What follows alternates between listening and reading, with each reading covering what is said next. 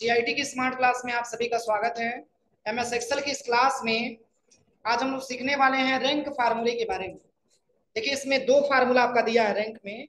एक आपका दिया है टाइम ड्यूरेशन और एक आपका दिया हुआ है क्या, परसेंटेज। तो जैसे कि रैंक फार्मूला क्या होता है वही आज की क्लास में सीखना और समझना है। एक्सेल में रैंक फार्मूले का प्रयोग कैसे किया जाता है।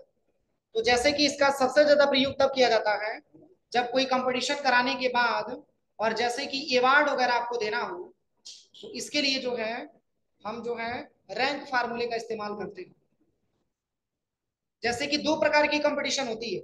एक जैसे कि मान के चलिए, अगर हम दौड़ प्रतियोगिता करवाते हैं तो उसमें ये होता है कि जो स्टूडेंट अगर पहले कम टाइम में दूरी को कवर करता है उसको हम पहले रैंक पे लेके आते हैं। समझ में आ रहा है ना। और जो उसके बाद आता है वो सेकंड नंबर पे आता है, जो उसके बाद आता है वो थर्ड नंबर पे आता है। तो इसमें जैसे कि हमको रैंक दो ऑप्शन से निकालना है। एक तो आपको टाइम के आधार पे और एक आपको निकालना है परसेंटेज के आधार पे। एक आपका टाइम ड्यूरेशन के आधार पे और एक आपका परसेंटेज के आधार पे निकालना है। तो जैसे कि टाइम के आधार पे अगर हम बात करें तो जैसे कि मान के चलिए कि मैंने दौड़ प्रतियोगिता करवाया, इसमें से इतने सारे स्टूडेंटों ने क्या किया, पार्टिसिपेट किया।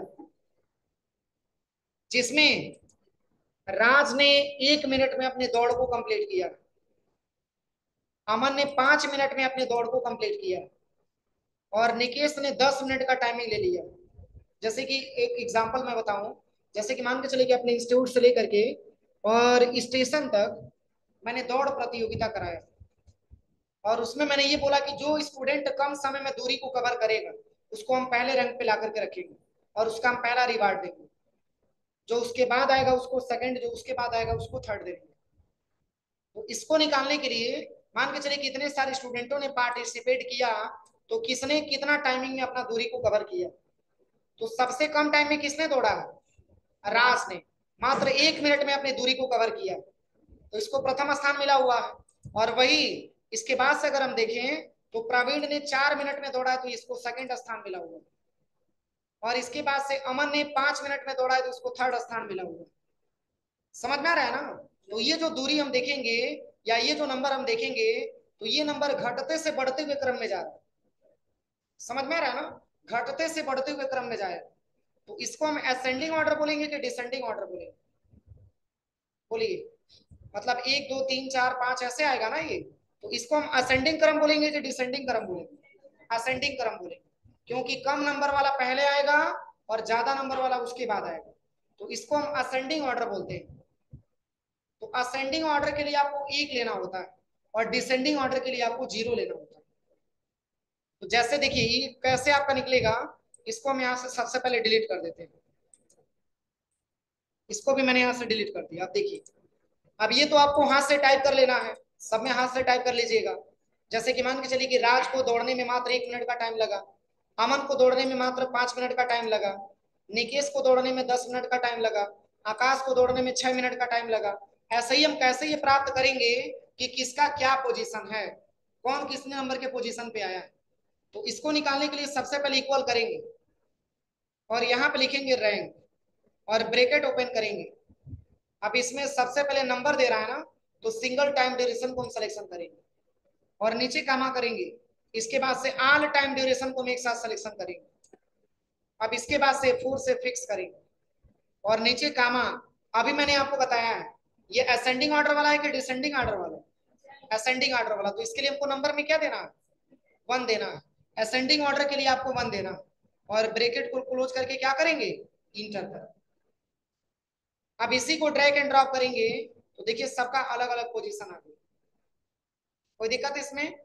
अब जैसे कि ऐसे क्वेश्चन आपके सामने बनता है कि सर अगर हम फिक्स ना करें तब क्या रिजल्ट आएगा, अगर हम डेटा को फिक्स ना करें तब क्या रिजल्ट आएगा। तो इसमें यही प्रॉब्लम होगी। तो एक रैंक दो लोगों को मिल जाएगा, ये रैंक को क्या कर देगा, रिपीटेशन कर देगा। जैसे देखिए मैं इसको फिक्स नहीं करता हूं, बिना फिक्स किए बता रहा हूं। देखिए सबसे पहले इक्वल करिए, यहाँ पे लिखना है रैंक और ब्रैकेट ओपन करना है। इसमें सिंगल टाइम ड्यूरेशन को सिलेक्शन करेंगे और नीचे कामा करेंगे। इसके बाद से ऑल टाइम ड्यूरेशन सिलेक्शन करेंगे और नीचे कामा करके टाइप में एक ले लेंगे। एक किसके लिए, असेंडिंग ऑर्डर के लिए। असेंडिंग ऑर्डर के लिए क्यों ले रहे हैं, क्योंकि इस क्रम में अगर हम बात करें तो अगर जो कम टाइम में दूरी को कवर किया होगा पहले नंबर पे आएगा, उसके बाद वाला दूसरे नंबर पे आएगा, उसके बाद वाला तीसरे नंबर पे आएगा, उसके बाद वाला चौथे नंबर पे आएगा। अब यहां से हम ब्रैकेट क्लोज करके एंटर करते हैं। आप इसी को ड्रैग एंड ड्रॉप करेंगे। देखिए फिक्स न करने से क्या फायदा हुआ, एक ही नंबर 2 से 3 बार रिपीट हो गया। देखिए अब 1 2 बार मिला हुआ है, 2 भी 2 बार मिला हुआ है, 3 बार मिला हुआ है, 4 बार मिला हुआ है। समझ में आ रहा है ना। तो ये नंबर आपका रिपीटेड हो जाता है कब, जब हम वैल्यू को फिक्स नहीं करते हैं तब। और वही वैल्यू को फिक्स कर देंगे तो एक नंबर मात्र एक ही बार देगा। देखिए अब जैसे इक्वल करिए, फिर यहाँ पे रैंक लिखना है, ब्रैकेट ओपन करना है। इसमें सबसे पहले सिंगल टाइम ड्यूरेशन लेंगे, नीचे कामा करेंगे, इसके बाद से ऑल टाइम ड्यूरेशन लेंगे और इसको भी फोर से फिक्स करेंगे और नीचे कामा करने के बाद असेंडिंग ऑर्डर के लिए 1 और ब्रैकेट क्लोज करके आप एंटर कर दीजिए। अब इसी को ड्रैग एंड ड्रॉप करेंगे। देखिए कोई दिक्कत। अब चलिए, अब आपको निकालना है एवार्ड। तो एवार्ड में ये कहा जाए कि कोई ऐसा स्टूडेंट जिसका रैंक में नंबर 1 आया हो, उसको हम लैपटॉप देना चाहते हैं। समझ में आ रहा है ना। यदि रैंक में नंबर 2 आया हो तो उसको हम स्मार्टफोन देना चाहते हैं। यदि रैंक में नंबर 3 आया हो तो उसको हम साइकिल देना चाहते हैं, बाकी सबको मेडल देना चाहते हैं। तो कौन सा फार्मूला लगेगा, इफ का फार्मूला लगेगा, क्योंकि इसमें कंडीशन की बात हो रही है और जब भी कंडीशन की बात होती है तो इफ कंडीशन का प्रयोग हम लोग करते हैं। तो सबसे पहले इक्वल करिएगा और यहाँ पे आपको टाइप करना है इफ और ब्रैकेट ओपन करिएगा।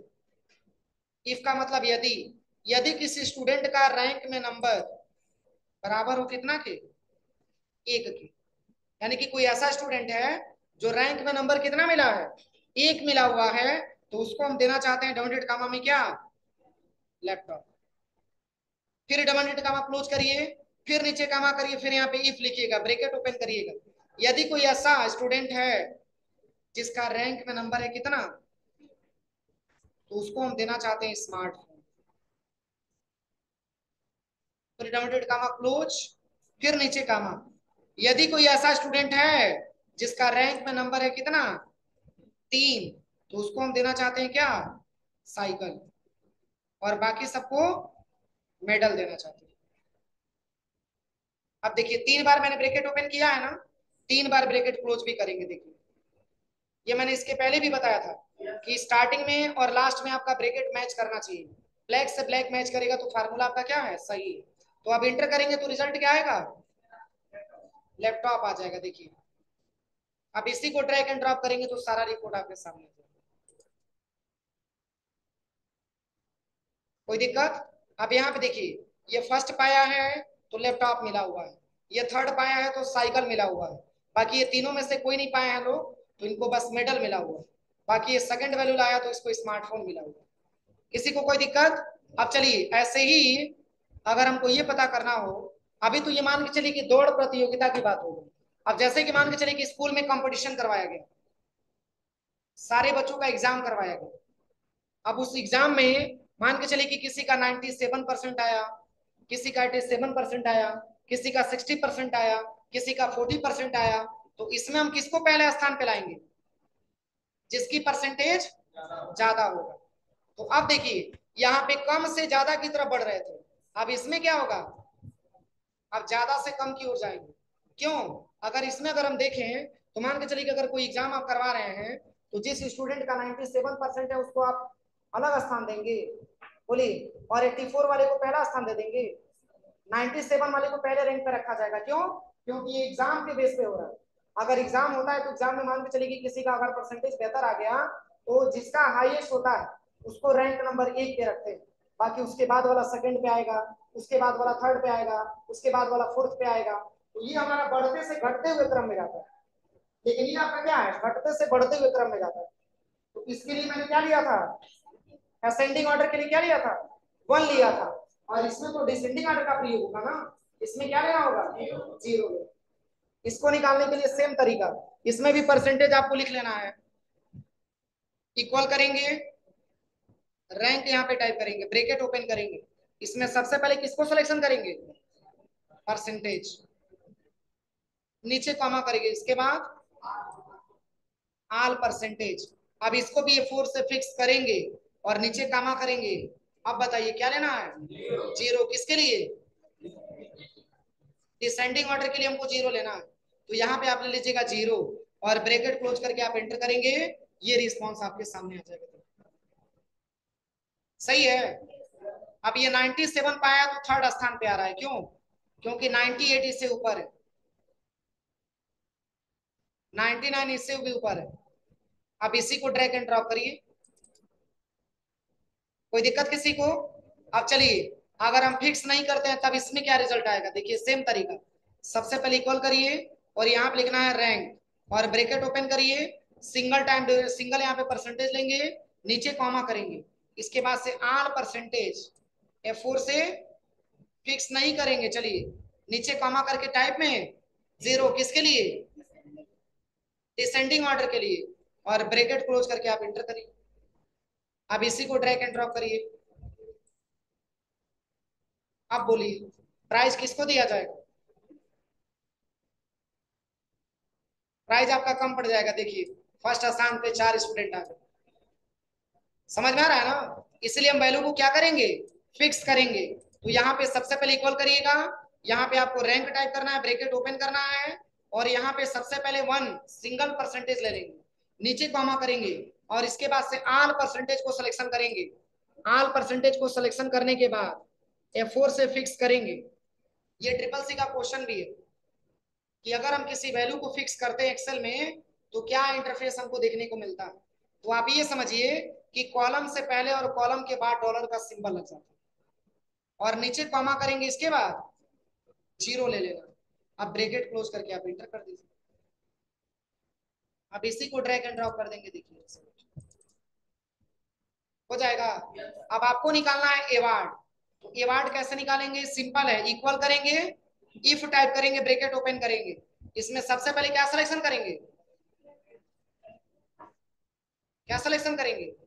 रैंक को सिलेक्शन करेंगे और इक्वल टू करके कितना? यदि किसी स्टूडेंट का रैंक में नंबर 1 है तो उसको हम देना चाहते हैं लैपटॉप, नीचे कॉमा इफ लिखते हैं। यदि किसी स्टूडेंट का रैंक में नंबर कितना है? 2, तो उसको हम देना चाहते हैं क्या?